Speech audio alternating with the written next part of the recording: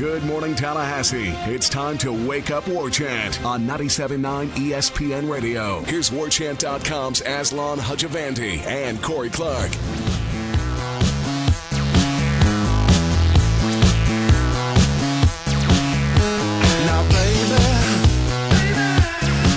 Triumphant Tallahassee return. I'm Aslan. He's Corey. You've already heard the names. It's Wake Up Warchant back here on 97.9 ESPN Radio. 2 weeks of camp in the books. On to week 3. Corey, how are you, friend?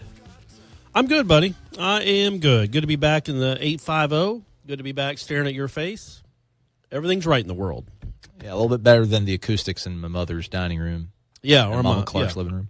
Yeah, that's right. What's up with that spear behind you? It's a big one, isn't it? It's a large spear. Maybe that's going to be what they use for their turnover spear. Listen, your idea from the other day has gotten huge traction on the message board. I'm not being facetious. Yeah. Somebody, I think, even researched it, and the symbolism of the singular feather is a huge deal in Native American lore. It's almost along the lines of the flag. Okay. So, yeah, I mean, if they have some sort of suitcase where they flip it open and they hand you the feather and you put the feather in the air, and then you walk over and you put in the spear, that'd be a big deal. It seems like then you might start treading on some maybe some insensitivity to Native Americans. Right. But, or maybe not. Just cut the check, make a little bit bigger contribution, right? Well, and if it's what the Seminole tribe would normally do, then okay, I guess you're honoring them. But either way, folks, if you didn't listen, what's going to happen is every time Florida State gets an interception or a fumble recovery, whoever caused the turnover is going to go get the spear from the sideline, the turnover spear, put a feather on it, tie a feather on it for the turnover, and then plant it in the ground like Osceola. And that's going to catch on. That's going to kill. That's a lot cooler than a 2 Live Crew chain. Put the chain on my neck. Yeah. Oh, look. Can I wear this out in the field? No. Take it off. Put it back on the bench. That spear is standing there on the sideline, flaming for the rest of the game. How nervous were you when Bobby planted the spear in his last game that it wasn't going to stick? I was very anxious. Didn't he do it in the Gator Bowl against West Virginia? Didn't they hand him the spear? Yeah, he did it then, and then he did it in 13 when he came back for that NC season. State game. Yeah, right? Which he kind of he screwed all the photographers up because Osceola always, when he plants the spear, looks at away from the. He looks at the press box that side and plants it. Well, so that's where all the photographers were, and then Bowden planted it in the exact opposite direction, so it was just his back. No, I don't think I was nervous that it would fall out. I think he had some oomph left. I think I saw something, and I did not know this, and I shouldn't admit it. It's going to trigger a whole bunch of people. Something like we don't actually Osceola doesn't plant the spear against Florida on horseback. He dismounts when he plants a spear against Florida. I never realized that. Is that every time? I think so. That's what they were saying on the internet. I guess that's true. Yeah, he'll hop off and then do all around the crowd, show it to everybody in the crowd, all four sides, and then plant it. Yeah, Tallahassee. Burt Reynolds planted it once. Bernie Sliger planted it once. Obviously, Bowden did. Is there anybody else that's like a dignitary that's planted it? Maybe we'll check it out during commercial break. Okay, I think Dion could. Maybe they'll let Peter Warwick do it. Ooh.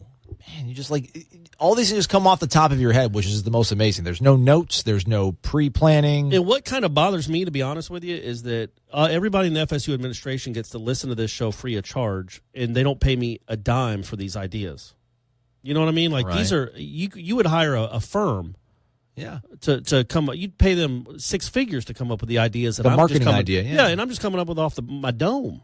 So that's a little frustrating. I might need to start. Start my own practice, I guess. I gotcha. All right, so I still have not watched Remember the Titans. I'll get around to it one of these days, I promise. Media Day wrapped up. Are you just going to say that to start every show that you still haven't watched Remember the Titans? I'll be like Gilligan getting off the island. Right. I'm still here. Still haven't watched it. So Media Day was a pretty nice little assembly line of Florida State movers and shakers. We got to speak to lots of folks. We did. Every coach. Yeah, literally every single coach. Including the head guy, and then probably 20 players. Yeah, all the quarterbacks, and then all the player, all different kinds of players, all the scholarship quarterbacks, I should say. Correct. Anything from Willie? Let's parse everything Willie said. So quarterbacks, he actually came out and said that James Blackman and Bailey Hockman perhaps had a slight edge on DeAndre. Clarify that. Yeah, that's what he said. That's certainly what he said. I would think that would I took it to mean maybe when camp opened they had more of an edge because they had practiced in the offense, not just watched it. Right. But I guess you could take it any way you want. I certainly wasn't. You didn't take it as a. I didn't take that to mean that DeAndre Francois was third team behind those two guys. But I could be wrong because I think if Francois was third team behind those two guys, he wouldn't say it. You know what I'm saying? True. I just don't think he'd let Francois know that or let anybody know that publicly. So I just think it was more along the lines of he was behind because he was injured, and then they had more experience in running the offense. So, but maybe he's caught up by now or past them.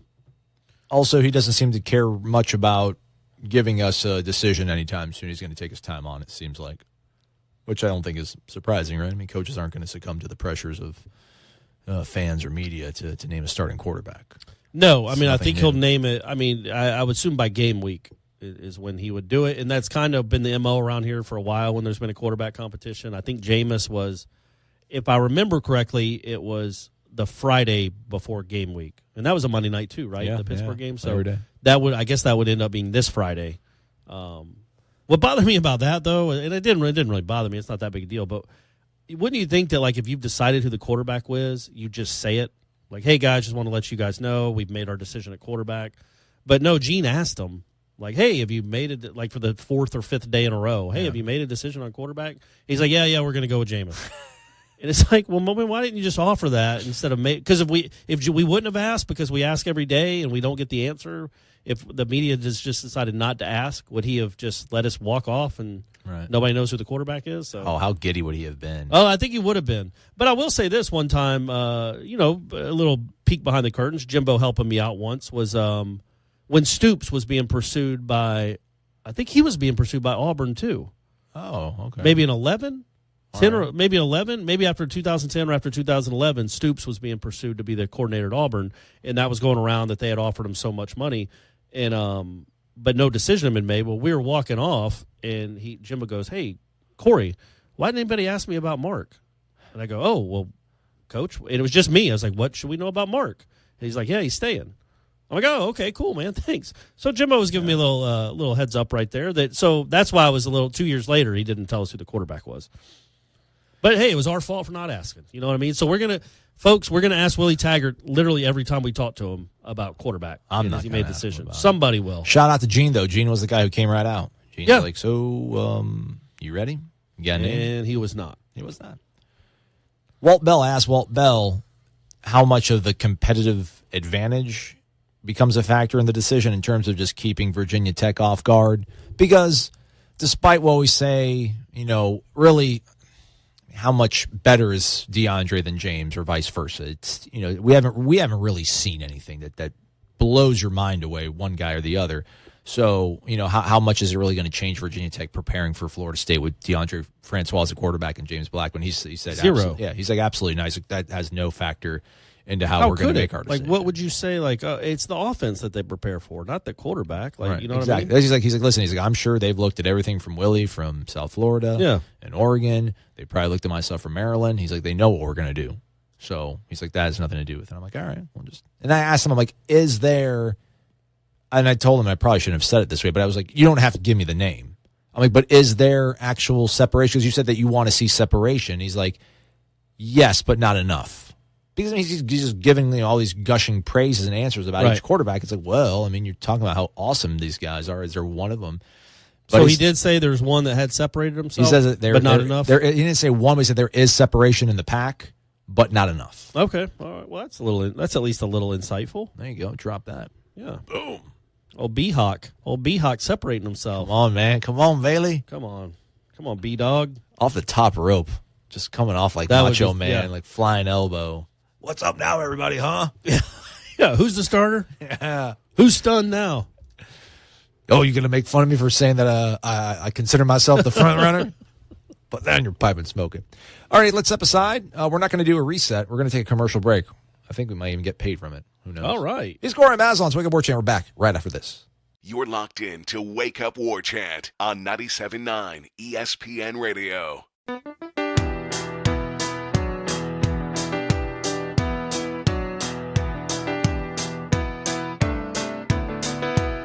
Wake up! 97.9 ESPN Radio. It's Wake Up Warchant. I'm Aslan. Corey Clark here in the house as well. We didn't even tease this, Corey. This just shows you how rusty I am about doing the radio show and teasing to the radio audience, because we don't really have to tease the podcast audience.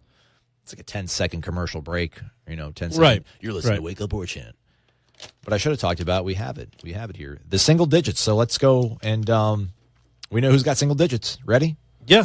James Blackman is going to be number 1. Okay. Levante Taylor is going to be number 1. Cam Akers has 3. Kalen LeBourne has 4. Dontavius Jackson, 5. Trey McKitty, 6. Stanford Samuels, the third, is at 8. And Jacques Patrick is at a 9. So I think that's all of them.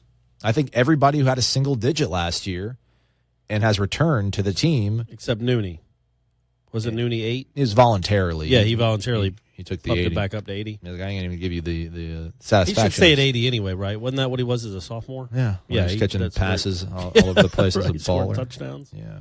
I like the 80 version of him. So I think they all got him. And we didn't see the roster until probably an hour and a half after we had spoke to Willie. But maybe when we talk to Willie tomorrow on Tuesday, we'll maybe get some insight into the decisions to get all those guys back. I mean, that's a good thing, right? They all did whatever. He says it, he doesn't take it for granted. Not everybody at every other place he's been has gotten their single digit back. Right. That's everybody, I think. I can't think of anybody else that had a single digit. Matthew Thomas. Oh, yeah. DeVarce McFadden. 6, yeah. McFadden with the 4. Yeah. Rufus Brown at 7.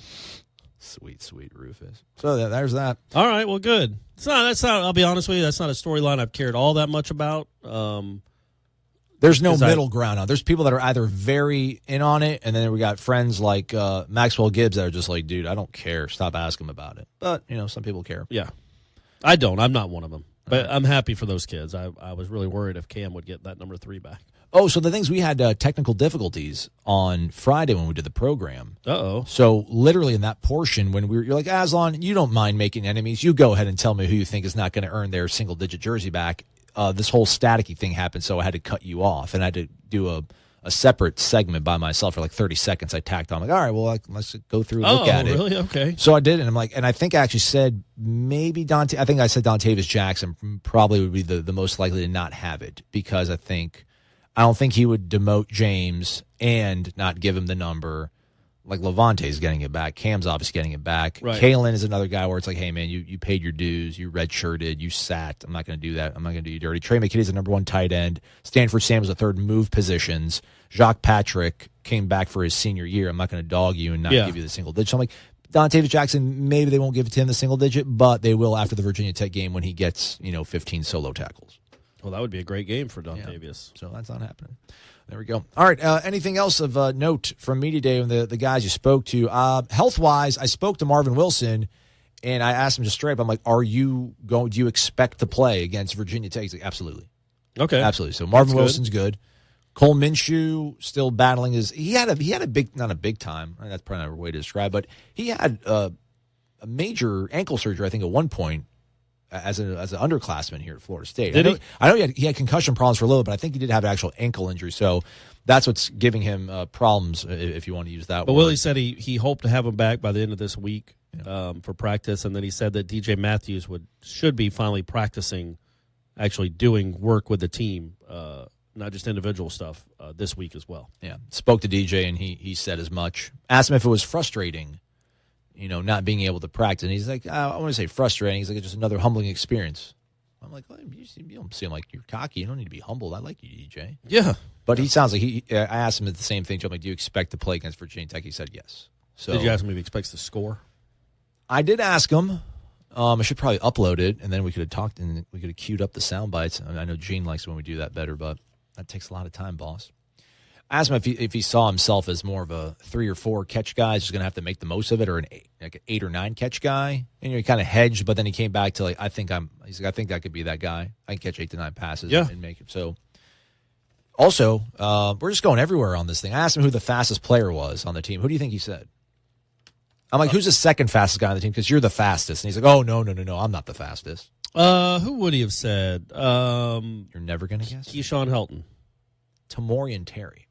Yeah, I would have guessed him. When you said I never would have guessed him, that threw me off. Yeah, I never would have guessed the guy that's 6'4". my man tracking down LeBourne in the open field to block for him. That's when I was like, man, that guy can really fly. So when he's in Canton, but I think Helton is really fast too. So when he's in Canton and they have like Tamorian Terry's bust and they have a video, like a monitor next to his bust playing his highlights of him just catching passes over Jabril Peppers and, Jalen Ramsey, whoever else he's going up against in 2023. Will it start off on a hot April day in Tallahassee, Florida? Tamorian Terry made his first I think flag. It should start off with me talking about him like on this show. Like, I think this guy's a cross between Jerry Rice and Randy Moss, but better than both. And then, go from there. No. I should at least be in the 30 for 30 they do with him. No doubt. About him. Yeah. All right. Who did you talk to and what do they say that we need to know about? I talked to Harlan Barnett for a good long while. I talked to Greg Fry for a good long while. You can see both those interviews at warchant.com, obviously. 15 minutes really with each. Ooh. That sounds a lot better now. So did you do something with my microphone or my headset just now? I turned you down just a touch. Oh, it's all up in my ears now. Man, I didn't know I sounded like this. Hey, you're welcome, folks. Ratings gold, man. I'm telling you. Then when it just went away. Oh, gosh. Golly. Anyway, so I thought I talked to Harlan Barnett. Man, he was really good, and he seemed really upset by how they scrimmaged on Saturday. Apparently, the offense kind of took it to them pretty good. So Willie Saturday. Willie was pretty. And Harlan Barnett didn't disagree with that. And it's like, yeah, he goes, I guess I just had to remind them that at Florida State we want to send people backwards. And I was like, well, that's a good quote. Yeah. He's like, we don't just get there to get them on the ground. We want to send them backwards, and we want to play with authority, and we want to play with passion and all that. So he didn't like what he saw on Saturday. But I also think that's probably a good thing. It's a good teaching because they have been dominating the camp. It's from all sounds of it, and from what we could tell in the limited stuff we saw, the defense was kind of dominating the offense in camp. So it was good that the defense kind of got licked a little bit, and now they have to, adjust and bounce back and see how they respond to that because it's not going to all be rainbows and puppy dogs. They're going to have to be able to fight through adversity because the last year's team did not at all. So that was probably a good thing for them to have to face some. Feels like. Also, really interesting, real quick, Yeah. Janarius Robinson, talked to him. He's been somebody that people keep bringing up a lot. And that's fine. Yeah, he's going to be a good football player, it sounds like. He broke in the 10th grade in warm-ups before a high school basketball game. He dunked so hard that he shattered a backboard. What? Yeah, he said they had to cancel the game. And so, which is crazy. Large human being. And then I asked Trey McKitty about that because I asked Trey McKitty who he thought the best basketball player was on the team. And he said Hamsa. And I said, yeah, man, Janarius just said that in high school he dunked so hard he broke a backboard. He goes, yeah. And he goes, he also injured his ankle on that play. Did he tell you? And I go, no, he didn't.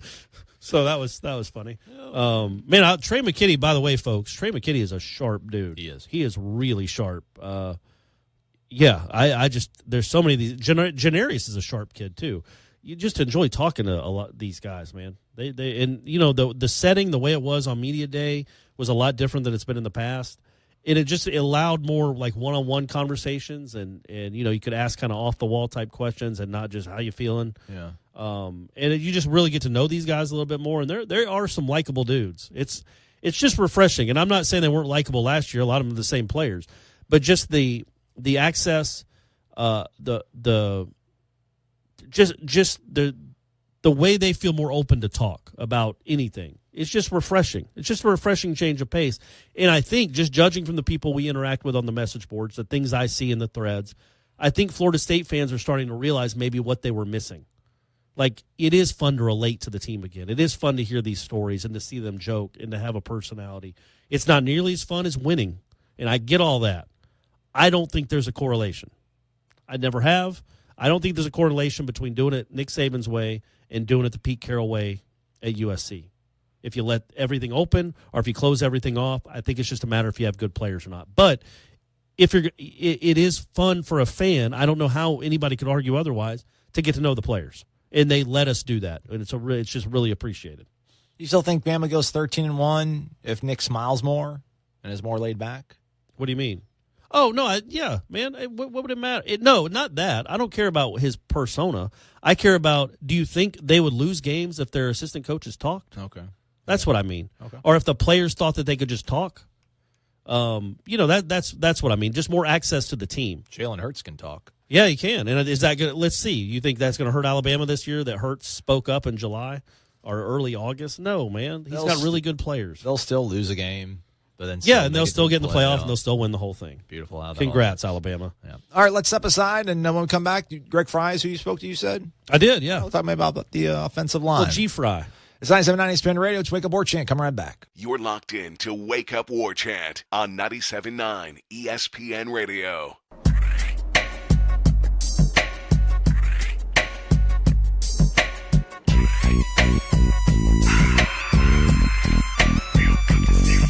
What's up, everybody? It's Corey Maslon. It's Wake Up Warchant, 97.9 ESPN Radio. We're both back in Tallahassee. Good to be here with everybody. Corey, you want to drive? Drive, brother. What's on your mind? There was something on your mind. You were looking at your phone. Something on the Twitter machine, a list. It's still list season, even though it's the preseason. Yeah, so CBS.com apparently did a poll of the most overrated coaches in the country, college football coaches, and they polled, I think it said they polled 30 of the 129 coaches. Right. Jimbo Fisher, number one? No, so number one, the most overrated coach in college football, Willie Taggart, 20%. James Franklin at Penn State, tied with him at 20%. Then Kirk Ferentz, Lane Kiffin, and then 5 other coaches had less than that. Like Kirk Ferentz was 13%, Lane Kiffin was 13%. And the most underrated coach is David Shaw and Chris Peterson. So anyway, but what's funny is they said, explain yourselves, overrated. And the guy said, I would say Willie Taggart at Florida. This is some coach, anonymously. Right.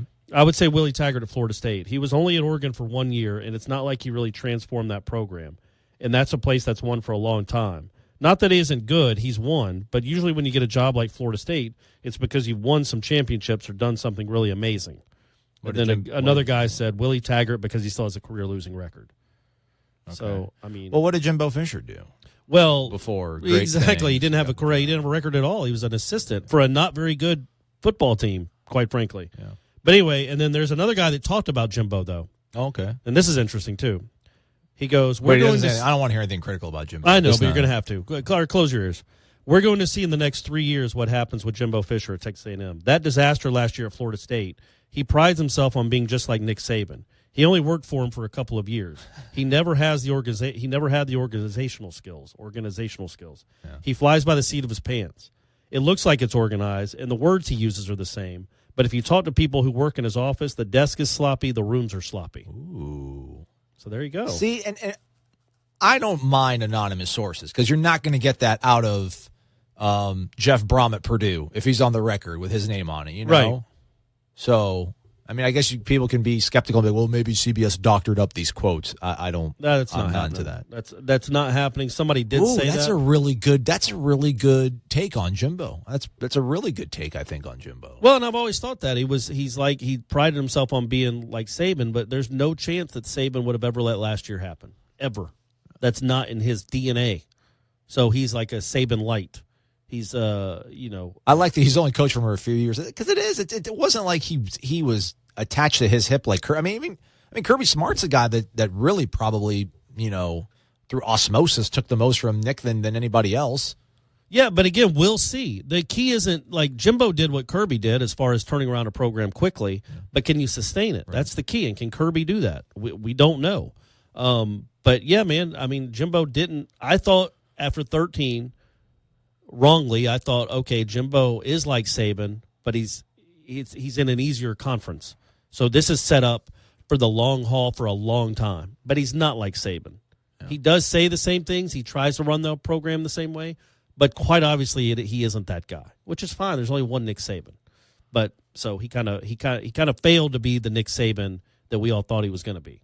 We've talked about this before. And by the way, it sounds like an unfair comparison. Like you shouldn't compare him to Nick Saban. He's Jimbo Fisher. Well, he runs his program exactly like Nick Saban. He wants to be Nick Saban so much that he steals everything from Nick Saban's program. So that's why he's compared to Nick Saban. Like, does he get the Florida State job? He's like, no, I don't want to do anything like what I learned from Nick Saban. I just want to come here and just do everything that, just pick up on what Jeff had done, the foundation Jeff Bowden laid down. I just want to build off of that. Right? No, it makes sense, and that he turned the program around, and he used a lot of the edicts and philosophies that Saban had to turn Alabama around or LSU around when they went there together. But again, Saban's obviously has lasted for a decade. Jimbo's lasted for 3 years, 2.5 years. All right, well, let's go back to Willie then. Man, that was again. Those reasons aren't good. If it would have been a reason like, I've coached. Who is he overrated by though? His own fan base. That's it. I don't think anybody else around the country thinks that Willie Taggart's a phenomenal coach. And CBS.com even says a lot of it is just it comes off as the stuff that people said about Taggart was jealousy that he got a job like Florida State when he maybe hasn't earned it. There you go. Which, sir, I get that. I can understand that. He'd been in a Power 5 school for 1 year. But at the same time, what had Jimbo done to earn it? He'd been a okay offensive coordinator for a middling former great program, and he got head coach in waiting after one of the legends of the game. He had done nothing to earn it, and he turned it. I mean, he was obviously he worked at KFC though. He knew the original recipe. The recipe, yeah, he knew the 38 spices or whatever it is. Sure. But so going back to Taggart though. It would mean more to me to call him overrated if you had a specific reason. Like, I've coached against the guy, and we did something on defense that he hadn't seen, and he never adjusted at all. It was like just he was running his head into a wall. He couldn't figure out what to do or something like that. But to say he still has a career-losing record, to say that's not a reason to say he's overrated. And to say that he shouldn't get a job at Florida State because he was only in Oregon for a year isn't a reason to say he's overrated. Well, Kirby got a job at Georgia. I mean, Georgia's a fantastic job. Georgia is a huge job. Yeah, so to just say he didn't earn it because he... Well, Muschamp got the Florida job. We all hate Florida, but it's still a pretty decent job. Right. What did McElwain do to get that job? Yeah. I mean, Mullen earned the job, and Mullen was actually one of the ones that's considered underrated, but I think all that stuff's goofy. Like, I think Taggart's rated about right. I think people don't really know. Nobody's saying he's the best coach in America. Yeah. I think he's a really good fit for this program, and I think he's going to – I've said it 1,000 times. He's going to load this roster up with incredible players, and I think they're going to win. But that might not happen. I mean, but I don't think everybody around the country is like, oh, this is a surefire hit. Taggart's going to knock it out of the park. Florida State got one of the best coaches in the country. That wasn't said when he was hired. Right. No, that's the thing. It's hard to say he's overrated. I think his fan base, his base loves him, which, I mean, most coaches, that's how it works in a sort of honeymoon phase. But, yeah, I mean, I don't think, when ESPN's doing their top 10 coaches, no one's dropping Willie's name, and I'm not talking down about it. But do you think in 5 years they might? If he wins, I mean. No, I'm asking you. In 2024, if they do the top 10 coaches in college football. Although I don't know. Do you think Willie Taggart will be one of them? He might get knocked down the hole. It's Florida State. You can put anybody there and you're going to win. Well, if he wins, then that's going to become like the narrative almost, and unfairly. Right. But it's going to become the narrative. It's like, well, everybody wins championships at Florida State. It's like, well, Jimbo also went 7-6. Like he struggled and failed times. He lost a lot of games there at the end. So, he'll probably be judged. Maybe if they win a lot, it'll be more like, well, he's he can recruit. Everybody can recruit at Florida State. In fact, somebody on the CBS on that article said that Nick Saban was overrated. Anybody can win when they have the best players. Yeah, and all that money. All right, man. See what I'm saying? Like, what is this? When somebody says Nick Saban is overrated, one of these people that you talk to, then that kind of just makes the whole poll almost meaningless. Like you're talking to some dummies. Pettiness and just dumb people. That's just a dumb opinion to have. See, like Kirk Ferentz overpaid? Sure. Is he over? It's Iowa. Yeah, no one says it like, oh, Kirk Ferentz is the man. Yeah, but it's also Iowa. What is he supposed to do there? Are they supposed to win national championships? He's had them kind of relevant a few seasons. He is certainly overpaid. Yes. But I think he's rated about right. Overrated, properly rated. As it's Rosillo. Oh, God, I hate that stuff. Well, but I thought it was satire. Interesting because, no, not them. Yeah. I just hate the overrated, underrated angle. But with that, I do think that with something like this, I think petty jealousies come into it. And I think, quite frankly, I think everybody's rated about right. Yeah. I was sitting here, I'm like, who would I say is the most overrated coach in the nation? I really couldn't. I don't know. Like, how can you say Lane Kiffin is? Like, why would you say Lane Kiffin? I mean, Lane Kiffin. He's on the list. How? I mean, Lane Kiffin took Blake Sims and Alabama to the playoff. I mean, Blake Sims wasn't a quarterback, and then he takes a true freshman to the, But who thinks Lane Kiffin is a great head football coach? This guy. Well, you do, but I mean, it's like you were in a coma for the USC years. People change. People grow. I mean, all right. I mean, hold Western Kentucky against Willie, but that's Western Kentucky. You don't have the resource of Southern Cal. That's right. Well, I'm glad you corrected yourself there really quickly. Yeah, that's going to probably be a bit of a bummer for Will. I mean, I don't know how much Willie's going to pay attention to that stuff, but I would think if they start rolling off 11 wins, if they're winning the ACC title once every 3 years, making to the playoff once every 3 years, and he gets But also, James Franklin is overrated? Really? I feel like he's done a really good job at Penn State. And I think Willie Taggart, when you look at the teams he's taken over, has done a really good job with those programs.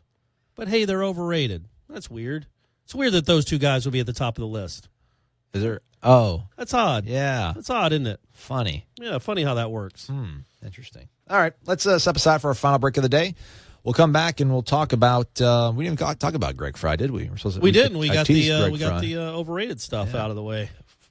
10 minutes of just good stuff. People are mad. People are happy. People are talking about that right now, I bet. Well, yeah, probably so. It's interesting stuff. Everybody loves it. We shall reconvene after the break. It's 97.9 ESPN Radio. It's Wake Up Warchant. Warchant.com is the ultimate inside source for FSU football and recruiting. And now you can get in on the action for free for an entire month. Warchant.com is offering a risk-free 30-day trial subscription. Get full access to the #1 website covering the Seminoles just by entering the promo code WARCHANT30. That's WARCHANT30. Sign up and get in on the world's most active FSU message boards. Receive breaking news, stories from our award-winning staff, plus get exclusive interviews and videos. Just enter the promo code WARCHANT30. Warchant.com, your ultimate Seminole sports source.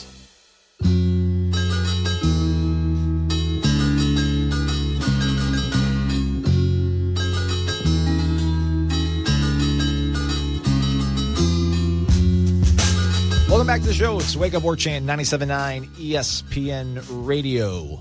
Florida State had media day yesterday. We continue to talk about what they discussed in front of us, the assembled media at the Moore Center on Sunday morning here on Wake Up Warchant. Corey, Greg Fry, I want to say, is he the position coach? I want to say most under scrutiny, but I think the most delighted people are probably to see how he's going to pay dividends if we're looking at it at a micro approach, if we're going to go down to the segment. The offensive line. Willie had some pretty good praise for the offensive line, too, before we got to talk to Greg Fry. He did. He said they've been playing a lot better since the spring, which, they got healthier, so that really helped. Then he mentioned Dickerson, Eberle, Papa. D. Kelly, Grandpapa. There you go, Grandpapa Eberle. And Jawan Williams is all playing really well, but Dickerson's the guy that he really singled out as playing really well. Then Eberle, talking to Eberle about Dickerson, really was heaping the praise on his teammate. Yeah, said that he'd been really good at tackle,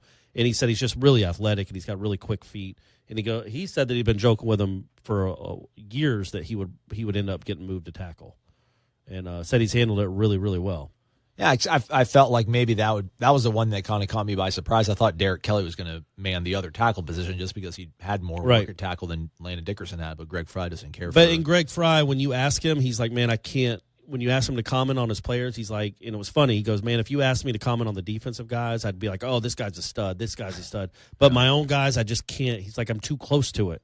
It's like sometimes, and I don't even know if this really doesn't make sense, but I remember the quote. He's like, sometimes if you're too close to the fire, you can't feel the heat. I'm like, I don't think that's true. I think if you're really close to kids, don't stand close to the fire at all. Don't test that theory, because if you stand in a fire, you're going to feel the heat, and then you're going to start smelling things, and it's going to be your flesh burning. So don't stand close to the fire, guys. But so that's what he said, is like he's so in it that you can't maybe you can't appreciate how well his segment is playing or how well a certain player is playing. So he even had a hard time praising Dickerson. But he's like, he's trying, he's working hard.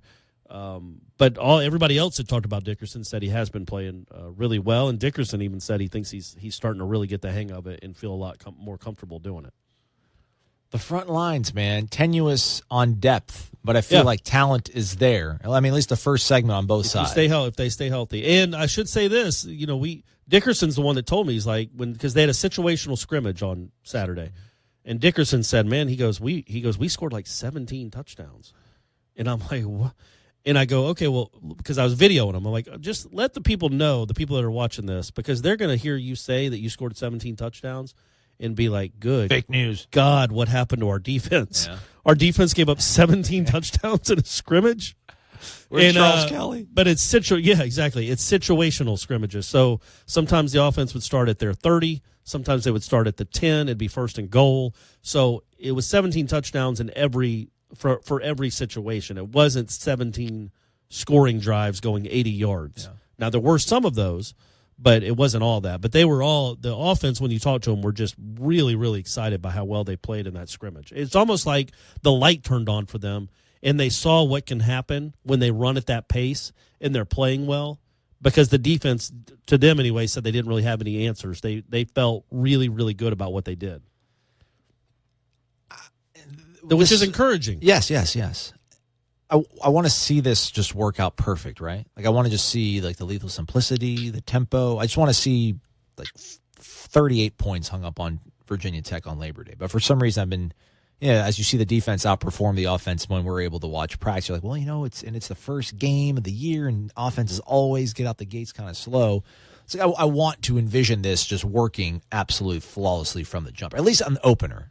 Right. They're going to sputter at times. Every offense does. Even Alabama gets 35 hung on them on defense. So no one's perfect, but it just feels like, I don't know, if the offense is kind of this, I consider this still early in the preseason. I mean, if they're able to outperform the defense, then maybe I should be a little more, a little more optimistic on how the offense is going to perform on opening night. They got weapons, man. They got a lot of weapons. Not a lot of experience, but a lot of weapons. That's the thing. Like, it could go so well. Like, I'm just envisioning DJ Matthews just running a 3-yard drag route, but just running by guys like Rashad did against Clemson in 2013, just zipping by people, speed, juking people out. Just, carry over the top, Cam between the tackles, breaking off big runs. I want that for the opener. Just give me that for the opener. So, I don't expect to see that in the opener. Certainly don't expect them to see flawless, but there will be a game or two this year where, they look like against a good quality opponent. Against a real team, an ACC team, I think, where they're just going to march up and down the field and make it look so easy. Just like, it's going to be unleashed. And you're going to see the potential of an offense like this with these kind of weapons when it's running quickly and on all cylinders. But for the most part, man, it's the offense is hard, and I don't expect in a first year for them to be world beaters. But I think there will be a game or two or three where you're like, holy moly, when this offense really gets running under this coaching staff, it is going to be really, really hard to stop. But you don't expect that much this year, do you? The first year. I mean, next year you have everybody back. Next year, except for Patrick and Nooney, you legit have everybody back in 2019. That thing is going to be a mother. This thing is like they can still win 10, 11 games. They have a great season this year. But there are going to be some hiccups. I think by this time next year, you're going to think you might have one of the best offenses in the country, maybe the best. That's right. That just happened. Just said it on Wake Up Warchant, folks. We'll see who's overrated then, huh? Yeah. Put that in your pipe. Yeah, overrate this, CBS. All right. You want to dump out anything else that you found that was interesting from speaking to the guys? I did the whole, if you got, Mama's purse got snatched, you can only have one guy. Oh, you get more answers? What'd you get? DJ Matthews said James Blackman. Man, something's up with Blackman now. That guy, he don't take no gruff, apparently. I like it. Maybe they've actually seen him pursue somebody that stole a purse. And beat the living tar out of him or something. I asked Marvin. Marvin Wilson said Jalen Parks. Jalen Parks is a scary-looking guy. Yeah. He's got that Bunkley look to him where you're just like, all right, man, I wasn't looking at you. No, I wasn't looking at you, man. Wasn't looking at you. Yeah. But then I'm like, well, actually, I asked Burns. Burns said he would take Hamsa. He's like, oh, I'll take Hamsa. Yeah, give me Hamsa. I asked Walvensky, who he likes to be called Walvensky. He'd rather be called Walvensky than Wally. What about Wolverine? I did ask him about, my co-host said Wolverine. He's like, I like that. So Wolverine. Okay, good. Yeah. And by the way, he's going to be I think he's going to be a player for them. Like he's going to play a good bit for them and be a big-time contributor for them. Yeah, he's excited, too, about the move to defensive end. Another bright guy, actually. I enjoy talking to him. I asked him, because I'm like, did you watch Last Chance U? And he said, yeah. And I'm like, you're conscientious and you're pretty sharp. I'm like, how did you end up at JUCO? Did you good? Because I wanted to know that. Like, how did he end up at JUCO? He just said, I didn't take school seriously. He said, I thought football was going to make everything work out, and it didn't. And then I think he said that he actually, whoa, that came in kind of hot. Sorry about that. It was like a whistle. he actually, again, I'm not going to say the word actually anymore. Yeah, don't do that. I'll say it for you. He actually was going to go to FAU, I think, but didn't have the grades, so he did a semester at Palm Beach State College, and for some reason that his grades just it wasn't enough to translate over to become. And so he had to go to Fort Scott, Kansas. Yes. He said he was working at Sears. Yeah. He said it was a very dark period in his life. Not because he was working at Sears, but just because of everything else. But he said, yeah, one-way ticket to Fort Scott, Kansas. And, at that point, just decided that he's going to have to do right in class. And I asked him, too, because that was something that, you or I wrote about with Willie doing early practices, focusing on academics, because that seemed to be something that the previous regime just sort of mailed in. And I'm like, do you realize is there legit carryover, man? Is there legit carryover from doing well in class and doing well in the field? He's like, absolutely. He's like, I'm a completely different guy. He's like, paying attention to the little things in the classroom makes you that much more alert and that much more attentive and take things that much more seriously when you're in the classroom with your coaches. So everything feels good, big warm fuzzies. Everyone's a lot of love. I mean, I agree with that, right? For the most part. I mean, there are some guys that don't take school seriously that are still great football players and still have great careers. But by and large, there aren't guys that almost flunk out of school or fail out of school that just because they just don't care. Because it shows like a lack of attention to detail or getting things accomplished. They're going to be so good at their jobs that they end up it doesn't matter. Like, well, Dion famously almost didn't play his senior year. He had to pass an algebra class, and there was a headline in the Democrat that said, because everybody's waiting, like if he doesn't pass this test, then he's not going to play. And this was like August 12th. And there's a famous headline that says Dion passes algebra in the Democrat. So Dion notwithstanding, but Dion also had a ton of money anyway from baseball. But Dion notwithstanding, by and large, the guys that struggle, that are kind of just are not good students, don't end up being great at much of anything. Listen, getting an A in just being conscientious. Financial accounting is not going to make you run a slower 40-yard dash. Well, right, but it also just shows an attention to what matters, what's important, and that it matters enough to at least try to get good grades and to try in the classroom and to try to, because then that carries over to everything. Do you try to show up on time for a meeting with your position group?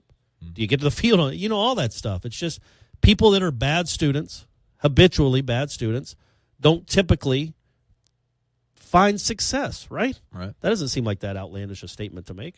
All right, so August 20th, we feel good. We like everybody on the team. 12-0. We're still on the 12-0 bus right here? Well, I don't know. The defense gave up 17 touchdowns in a scrimmage, so they might struggle with Malik Rozier down in Coral Gables.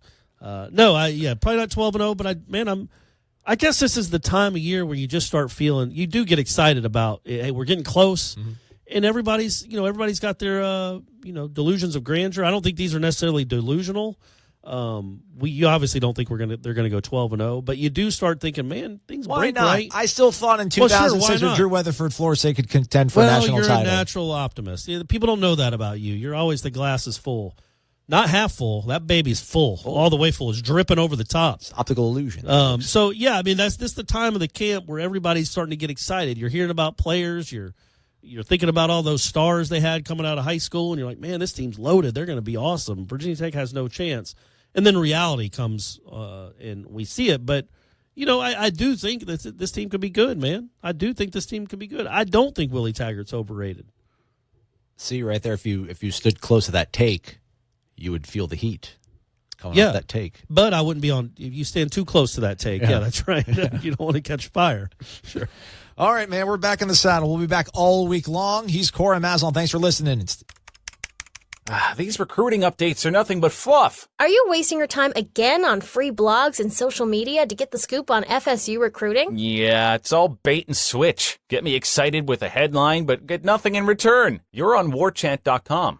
What's really going on with FSU recruiting? Could be another top 5 class, but for the real scoop, you'll need to get your own Warchant subscription. What's it cost? Free. There's a 30-day trial offer. Just sign up and you'll get full access through signing day. And nobody has more accurate and timely information on recruiting than Warchant.com. You know I like free. Sign me up. Warchant.com, your ultimate Seminole source.